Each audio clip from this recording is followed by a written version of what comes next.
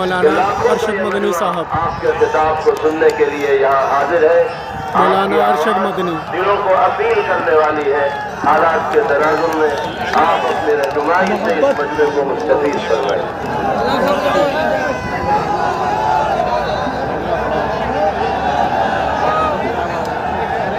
استقبال میں بیٹھ جائیے سکون کا ماحول بنائے رکھیے. اطمینان اور سکون کا ماحول بنائے رکھیے. ہاں مولانا ارشد مدنی صاحب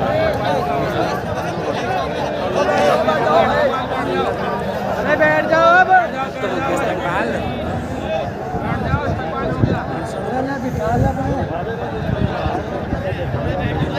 بیٹھ جائیے.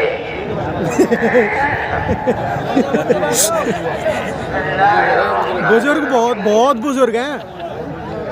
الحمدللہ نحمدہ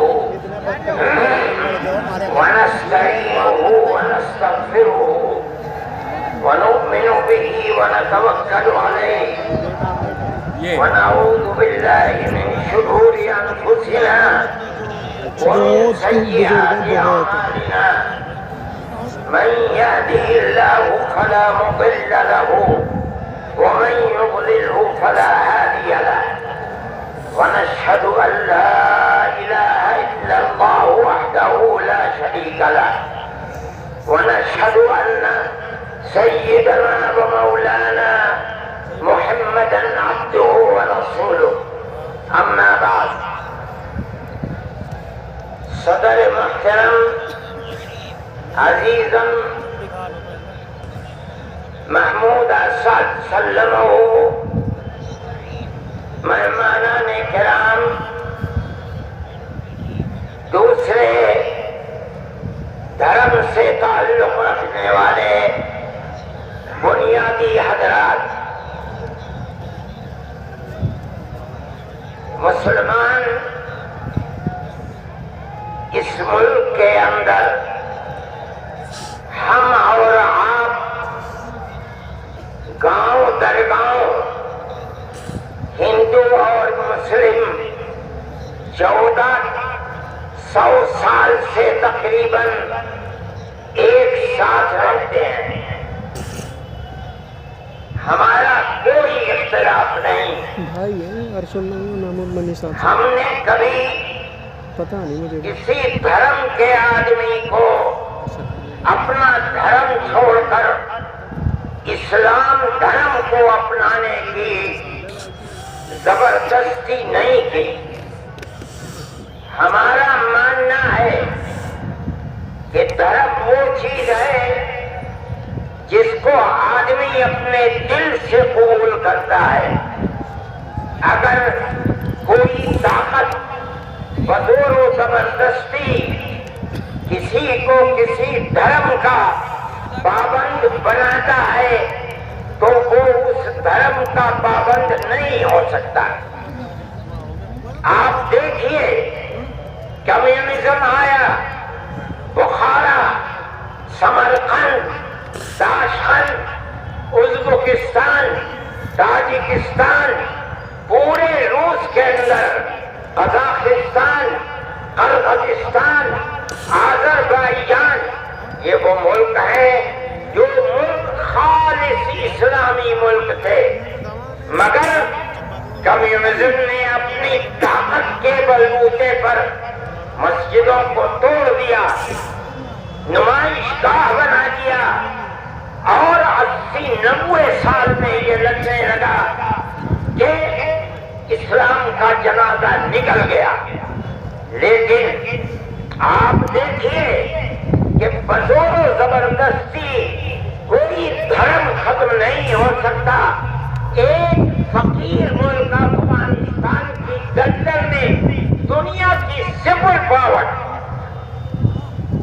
پھنس کر دفن ہو گئی، ٹکڑے ٹکڑے ہو گئی، ختم ہو گئی. یہ ملک آزاد ہوئے اور مسجدوں سے پھر اللہ اکبر کی آواز بلند ہونے لگی. اس لیے کہ انہوں نے یہ سمجھا تھا کہ زبردستی اسلام کو دبا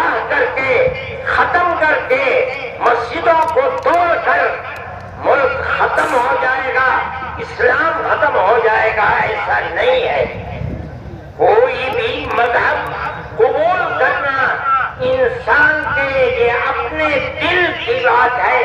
دل اگر قبول کرتا ہے انسان مذہب کا پابند ہو جاتا ہے. اگر دل قبول نہیں کرتا تو اسلام اس مذہب کا پابند نہیں ہوتا. ہم اس ملک کے اندر ہندو مسلم کے ساتھ بھائی بھائی کی طرح رہتے ہیں. ہم نے ملک کی آزادی کے بعد بدقسمتی سے ملک کی تقسیم کے بعد سے ہم نے اس ملک کے اندر آپس کے اختلاف کو دیکھا. یہاں تک کہ اختلاف ہوتے ہوتے حکومتیں بدلتے بدلتے حکومت بی جے پی کی آئی. ہم نے کبھی یہ آواز نہیں سنی تھی. ہم نے یہ بھی سنا کہ ان 20 کروڑ مسلمانوں کو گھر واپس کرو. یہ آواز اس سے پہلے کبھی نہیں آئی تھی. فرقہ پرست ذہنیت اتنی آزاد ہو گئی کہ وہ یہ سمجھتی ہے کہ ہم 20 کروڑ مسلمانوں کو پھر دوبارہ واپس کر کے اپنے گھر کی طرف لے جائیں گے. یعنی اس کا مطلب ہے کہ ہم ان کو ہندو بنائیں گے اس لیے کہ ہندو ان کا گھر ہے, ان کے باپ دادا ہندو تھے. مگر میں آپ کو یہاں کے دھرم گرو بیٹھے ہوئے ہیں اور میں مسلمانوں کو نہیں, میں پورے ملک کے اندر میڈیا کے ذریعے سے یہ بات پہنچانا چاہتا ہوں کہ ایسا کہنے والے لوگ نہ اپنے ملک کی تاریخ کو جانتے ہیں, وہ جاہل ہیں, نہ وہ اپنے مذہب کی تاریخ کو جانتے ہیں. میں جو بات کہہ رہا ہوں وہ کہہ رہا ہوں اور صحیح کہہ رہا ہوں. میں نے اس مسئلے پر غور کیا ہے. میں یہ کہتا ہوں مسلمانوں کو یہ بات سمجھنی چاہیے اور یہ دھرم گرو بیٹھے ہیں ان کو بھی یہ بات سمجھنی چاہیے کہ جس طرح اللہ نے سب سے آخری نبی حضرت محمد صلی اللہ علیہ وسلم کو عرب کی سرزمین میں بھیجا ہے, اس کی حکمت ہے. وہ اگر چاہتا امریکہ میں بھیج دیتا, وہ اگر چاہتا ان کو افریقہ میں اتارتا, وہ اگر چاہتا سوئٹزرلینڈ میں اتارتا, وہ اگر چاہتا دنیا کے کسی ملک کے اندر اتارتا. لیکن اس کی حکمت کہ اس نے سب سے آخری نبی, نبیوں کے سردار کو اگر اتارا تو عرب کی سرزمین میں اتارا. بالکل اسی طرح مسلمان اور ساری دنیا سمجھے کہ بالکل اسی طرح نبی اول الزمان کو, حضرت آدم کو جو نبی تھے, سب سے پہلے ان کو بھارت کی دھرتی کے اندر اتارا. اگر وہ چاہتا تو آدم کو افریقہ میں اتار دیتا, اگر وہ چاہتا تو آدم کو عرب میں اتار دیتا, اگر وہ چاہتا روس کے اندر اتار دیتا. لیکن نہیں, وہ بھی جانتے ہیں, ہم بھی جانتے ہیں, ہمارا عقیدہ ہے, حدیث سے عقیدہ ہے کہ آدم کو دنیا میں اتارنے کے لیے اس بھارت کی دھرتی کا انتخاب کیا گیا. ان کے پاس کوئی آسمانی کتاب نہیں ہے. میں نے بڑے بڑے دھرم گروؤں سے پوچھا کہ آدم جو سب سے پہلا آدمی ہے آسمان سے اتارا, اللہ نے اتارا, وہ آدمی کس کی پوجا کرتا تھا؟ کوئی نہیں تھا. دنیا کے اندر تنہا ایک آدم تھا. اس آدم کو کہتے کیا ہو؟ لیکن چونکہ کوئی آسمانی کتاب نہیں ہے اس لیے لوگ مختلف باتیں کہتے تھے. لیکن بڑے بڑے دھرم گرو یہاں تک پہنچے, انہوں نے کہا کہ ہم اس کو منو کہتے ہیں. صحیح بات ہے, ہم آدم کہتے ہیں, یہ منو کہتے ہیں. ہم آدم کی اولاد کو آدمی کہتے ہیں. انگریزی بولنے والے ایڈم کہتے ہیں. فارسی اور عربی بولنے والے آدم کہتے ہیں اور یہ اس کو منو کہتے ہیں جو اس بھارت کی دھرتی کے اوپر اترا. ہم آدم کی اولاد کو آدمی کہتے ہیں اور یہ منو کی اولاد کو منش کہتے ہیں. سوال یہ پیدا ہوتا ہے، میں نے بڑے بڑے دھرم گروؤں سے پوچھا، جب کوئی نہیں تھا، نہ شری رام تھے، نہ برہما تھے، نہ شیو تھے، جب کوئی نہیں تھا تو سوال پیدا ہوتا ہے کہ منو پوجتے کس کو تھے؟ کوئی کہتا ہے کہ شیو کو پوجتے تھے، لیکن ان کے پاس علم نہیں ہے. بہت کم لوگ یہ بتاتے ہیں کہ منو کچھ نہیں تھا دنیا میں، وہ اوم کو پوجتے تھے. میں نے کہا اوم کون ہے؟ بہت سے لوگوں نے کہا کہ وہ ایک ہوا ہے جن کا کوئی روپ نہیں ہے، کوئی رنگ نہیں ہے، وہ دنیا میں ہر جگہ ہے، ہوا ہر جگہ ہے. انہوں نے آسمان بنایا، انہوں نے میں نے کہا کہ ارے بابا انہی کو تو ہم اللہ کہتے ہیں، انہی کو تو تم ایشور کہتے ہو، اسی کو تو ہم اللہ کہتے ہیں. فارسی بولنے والے خدا کہتے ہیں، انگریزی بولنے والے گاڈ کہتے ہیں. اس کا مطلب یہ ہے کہ منو ایک اللہ، منو یعنی آدم، ایک اوم یعنی ایک اللہ کو پوجتے تھے. یہ ہمارے ملک کی تاریخ ہے، یہ دنیا کے دھرموں کی تاریخ ہے. کوئی ثابت نہیں کر سکتا کہ اوم یعنی آدم اللہ کو چھوڑ کر جس اللہ نے اپنے ہمارے عقیدے کے مطابق ان کو تو ان کے پتلے کو پہلے دھرتی کو پیدا کیا، دھرتی میں مٹی پیدا کی، اور جتنے رنگ اور جتنی طرح کی مٹی تھی سب مٹی میں سے تھوڑا تھوڑا لے کر اللہ نے یعنی اوم نے اپنے ہاتھ سے آدم یعنی منو کے پتلے کو بنایا. اسی لیے حدیث میں آتا ہے کہ جتنی طرح کی جتنے رنگ کی مٹی تھی، آدمی آدم کی اولاد، منو کی اولاد، منش کی اولاد وہ اتنے ہی طرح اتنے ہی رنگ کی بدلی. کوئی مٹی سخت ہے، آدمی کے دل کے اندر سختی ہے، کوئی مٹی نرم ہے. جیسی مٹی تھی ویسا ہی اثر آدم یعنی منو کی اولاد کے اندر پایا جاتا ہے. یہ ہمارے اس دھرم کی خصوصیت ہے. اس کا مطلب ہے کہ سب سے پہلے لا الہ الا اللہ کی آواز ہندوستان کی دھرتی پر اتری ہے، یہاں سے پیدا ہوئی ہے. سب سے پہلے منو نے اوم کی عبادت کی ہے. اوم ایک ہے، اللہ ایک ہے، اس کا کوئی شریک نہیں ہے. پھر یہ چیز چلتی رہی. یہ آدم اور اوم کا یہی عقیدہ تھا، ان سے غلطی ہو گئی.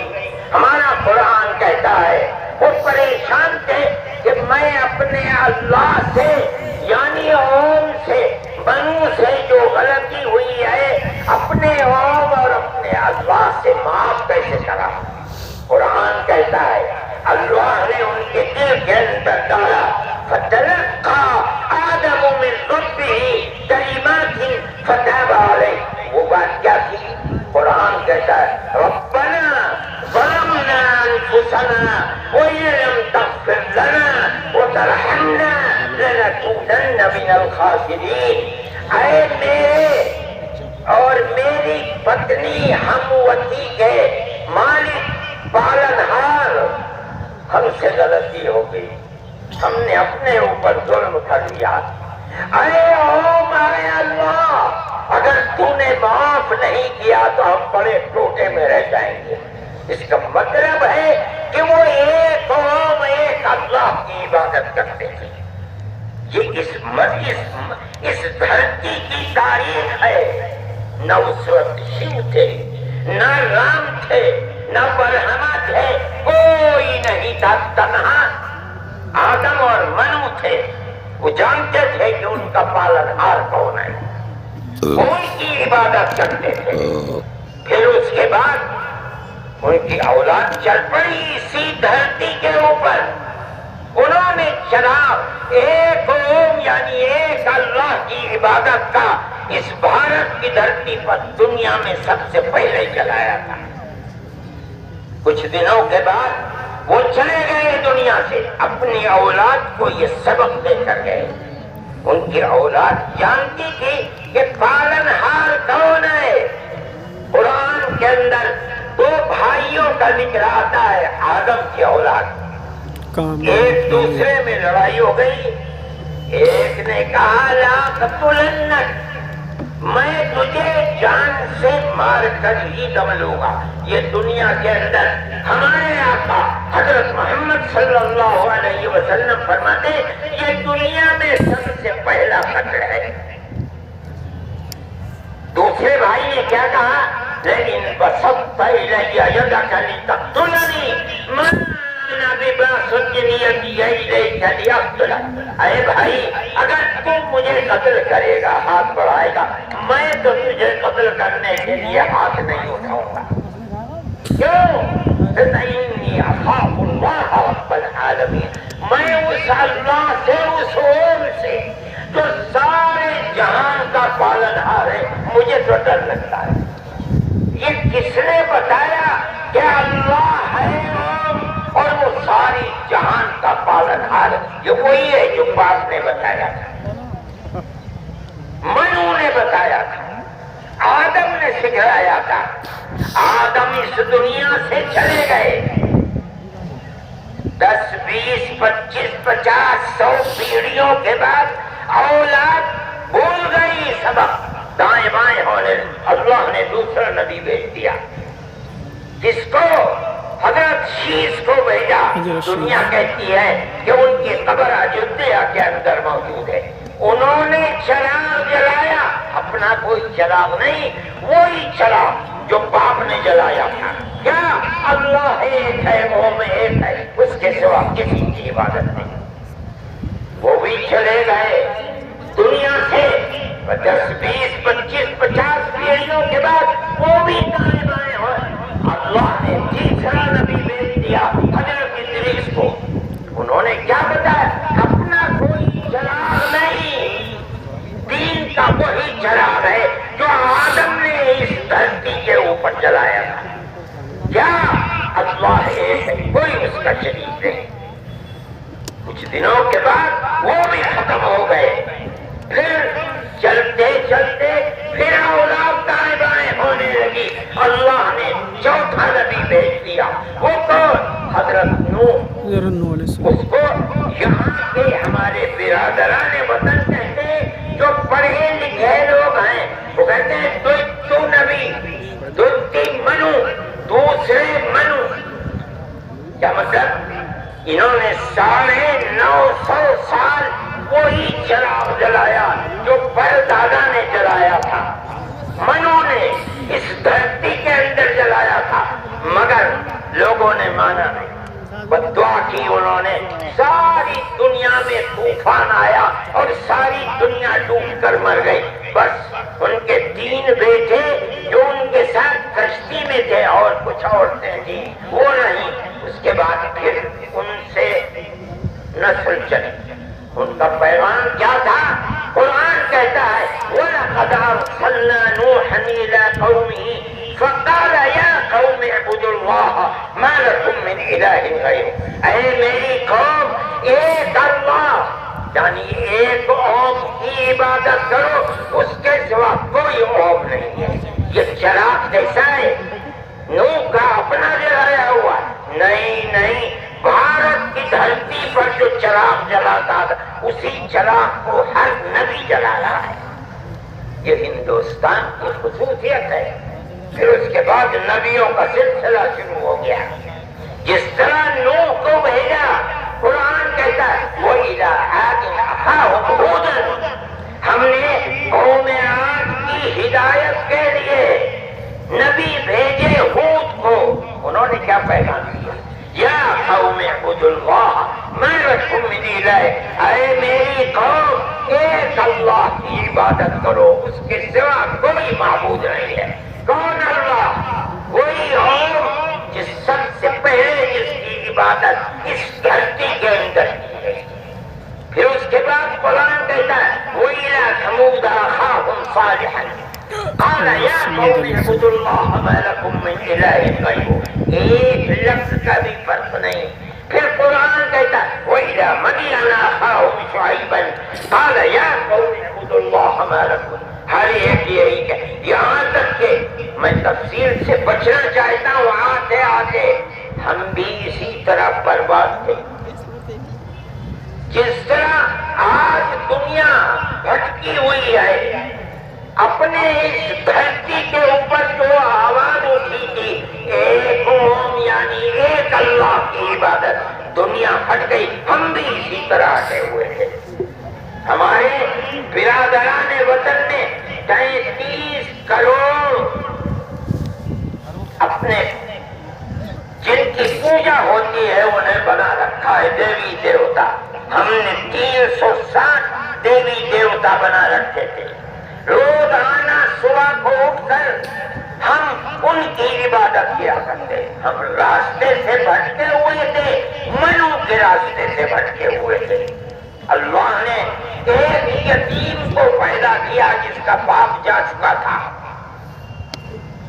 اس کو گود میں لیا اس کے دادا نے، 8 سال کے تھے، دادا بھی چلا گیا۔ دادا نے ہاتھ پکڑ کر کے اپنے بڑے بیٹے کے ہاتھ میں دیا، بکریوں کو چراتا تھا، لیکن عرب کے لوگ پڑوسیوں کے اوپر ظلم کرتے تھے، اس کا ویوہار بہت اچھا تھا۔ رشتہ داروں کو مال کو لوٹتے تھے، رشتہ داریوں کو توڑتے تھے، وہ جوڑتا تھا، غریبوں کی مدد کرتا تھا، ان کے بوجھ کو اپنے سر پر لیتا تھا، سچ بولتا تھا، جھوٹ نہیں بولتا تھا، کسی کے امانت کے اوپر دستدرازی نہیں کرتا تھا۔ جب وہ 40 سال کا ہوا تو اس نے وہی چراغ جو بھارت کی دھرتی پر چلا تھا اس کو عرب میں چلایا۔ کوئی نیا چراغ نہیں ہے، اس کو سمجھو کیا ہے، دین کا چراغ۔ دین عقیدے کو کہتے ہیں۔ کیا مطلب؟ ایک قوم ایک اللہ کی عبادت ہوگی، اس کے سوا کسی کی عبادت نہیں ہوگی۔ منیب غامدی کہتے ہیں کہ میں بازار دیکھا، میں نے دیکھا کہ ساری دنیا خرید و فروخت کر رہی ہے، ایک آدمی ہے جو یہ کہتا چلتا ہے یا ایھا الناس وحدوا اللہ تفلحوا، اے لوگوں ایک اللہ ایک قوم کی عبادت کرو سفل ہو جاؤ۔ میں نے دیکھا کہ اس ماحول میں کوئی مٹھی لیتا ہے، اٹھاتا ہے اور مٹی اس کے اوپر ڈال دیتا ہے، وہ دیکھتا بھی نہیں کسی کو۔ میں نے دیکھا کوئی تھوک دیتا ہے، وہ صاف کر لیتا ہے، کچھ نہیں کہتا کسی کے۔ میں نے دیکھا کہ پیچھے پیچھے ایک آدمی آ رہا ہے، وہ کہتا ہے یا ایھا الناس لا تسمعوا کلامہ انہ کذاب، اے لوگوں اس کی بات نہ سننا، یہ جھوٹا جا رہا ہے، اور پتھر اٹھاتا ہے اور مارتا جاتا ہے۔ میں نے اس ماجرے کو دیکھا تو مجھے حیرت ہوئی، میں نے اپنے باپ سے پوچھا کہ ابا یہ کیا ہو رہا؟ کہا کہ یہ شخص مکے کا رہنے والا ایک قریشی ہے، محمد نام ہے، اور یہ کہتا ہے کہ مجھے اللہ نے نبی بنایا ہے، یہ اس کا پیغام دے رہا ہے دنیا کو کہ اللہ ایک ہے، اوم ایک ہے، کوئی اس کا شریک نہیں ہے۔ تو میں نے کہا یہ کون ہے جو پتھر مار رہا ہے؟ کہا یہ اس کا چچا ہے ابو لہب۔ یہ چراغ نیا چراغ نہیں ہے، دین یعنی اللہ ایک ہے، اوم ایک ہے، اس کی عبادت ہوگی، اس کے سوا کسی کی عبادت نہیں ہوگی۔ یہ ہمارا عقیدہ ہے۔ آدم سے لے کر حضرت محمد صلی اللہ علیہ وسلم تک دین ایک ہی ہے، ایک بال برابر بھی اس کے اندر فرق نہیں۔ میرے بھائی ہمارے دل کے اندر اس کی آواز جگہ کر گئی، ہم نے اپنے پہلے دھرم کو چھوڑ کر اس کے قدموں کے اوپر سر رکھ دیا. لیکن ہم جانتے ہیں کہ یہ دھرم نیا دھرم نہیں ہے. عرب کے اندر آخری نبی نے جس آواز کو بلند کیا اور ساری دنیا کے عربوں مسلمانوں نے جس کو قبول، یہ سب سے پہلی آواز اسی بھارت کی دھرتی سے اٹھی. آج ہم کو کہتے ہو گھر واپس چلو. ارے بابا، ہم نے تو منو کی چوکھٹ پر سر رکھ رکھا ہے، ہم کہاں گھر جائیں گے؟ ہمارا گھر کوئی نہیں ہے. میں کہتا ہوں کہ یہ بات کہنے والے تو جاہل ہیں، اپنے ملک کی تاریخ کو نہیں جانتے، دھرموں کی تاریخ کو نہیں جانتے. لیکن مجھے بڑی حیرت ہے کہ بہت پڑھا لکھا آدمی، سمجھدار آدمی اور RSS جیسی پارٹی کا صدر اور سنچالک، وہ یہ کہتا ہے کہ مسلمان اگر چاہیں تو اپنے دھرم پر رہیں اور چاہیں تو اپنے پوروجوں کی طرف لوٹ جائیں. کیا مطلب؟ ہندو بن جائیں، اس لیے کہ ان کے پوروج ہندو. ارے بابا، ہمارا سب سے پہلا پوروج منو ہے، ہم تو اس کے چرنوں کے اوپر اپنا سر رکھے ہوئے ہیں اور دنیا کو کہتے ہیں کہ آؤ آؤ منو کے چرنوں کے اوپر اپنا سر رکھو. ہماری یہ تاریخ ہے، ہمارا یہ دھرم ہے. ہم کو کیا کہتے ہو؟ ہم تو اپنی جگہ کے اوپر ہیں، ہم کسی کو چھیڑتے نہیں، ہم کبھی اپنے مذہب پر نہیں. میں آج پہلی دفعہ مذہب پر بول رہا ہوں، اس لیے بولتا ہوں کہ ہمارے مذہبی معاملات میں دخل کیوں دیتے ہو؟ ہم کہتے ہیں تم جاہل ہو، تمہیں پتہ نہیں ہے، تم نہیں جانتے اس ملک کی تاریخ کیا ہے. ہم تمہیں بتاتے ہیں. اس ملک کی تاریخ یہ ہے کہ اللہ نے، اوم نے اسی دھرتی کے اوپر منو کو اتارا ہے. منو یعنی آدم کو اتارا ہے. ان کی بیوی ہم حوا کہتے ہیں، وہ حموتی کہتے ہیں، اس کو اتارا ہے. ہم اسی کے وہی ہمارے پوروج ہیں، سب کے پوروج ہیں، نبیوں کے پوروج ہیں، رسولوں کے پوروج ہیں، ہندوؤں کے پوروج ہیں، مسلمانوں کے پوروج ہیں، عیسائیوں کے، یہود، ساری دنیا کے ہم نے ان کے قدموں کے اوپر سر رکھا ہوا ہے. ہم مر جائیں گے مگر وہ وہاں سے اپنے سر کو نہیں اٹھائیں گے. ہم مسلمان ہیں، ہمارا یہ عقیدہ ہے کہ اللہ یعنی اوم ایک ہے، اس کا کوئی شریک نہیں ہے. ہم 1400 سال سے اس ملک کے اندر رہ رہے ہیں، ہمیں کبھی چھیڑا نہیں گیا.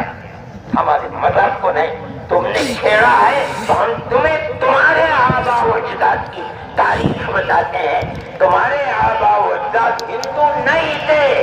تمہارا سب سے پہلا دادا پردادا لکڑ دادا سکڑ دادا وہ منو تھا. منو ایک اللہ کی، ایک اوم کی عبادت کرنے والا تھا. میرے بھائی، میں نے یہ بات اس لیے کہی ہے کہ تم اپنے اس ملک کے اوپر فخر کرو. جس طرح آخری نبی عرب میں پیدا کیا، ہر مسلمان کو سمجھنا چاہیے کہ سب سے پہلا نبی اللہ نے، اوم نے اس دنیا کے اندر اسی بھارت کی دھرتی کے اندر پیدا کیا ہے. ساری نسلیں یہیں سے چلی ہیں. اپنے اس ملک سے محبت رکھو، اس ملک کا احترام کرو. شریعت الگ الگ ہے لیکن دین یعنی عقیدہ ایک ہی ہے.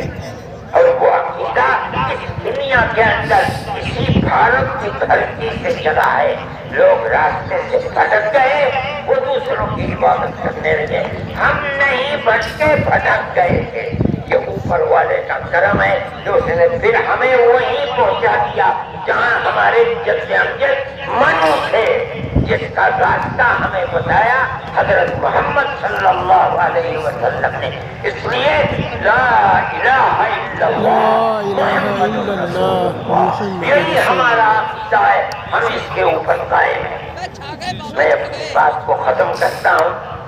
میں فرقہ پرستی کا مخالف ہوں اور میں سمجھتا ہوں کہ اس ملک اور اس دھرتی پر رہنے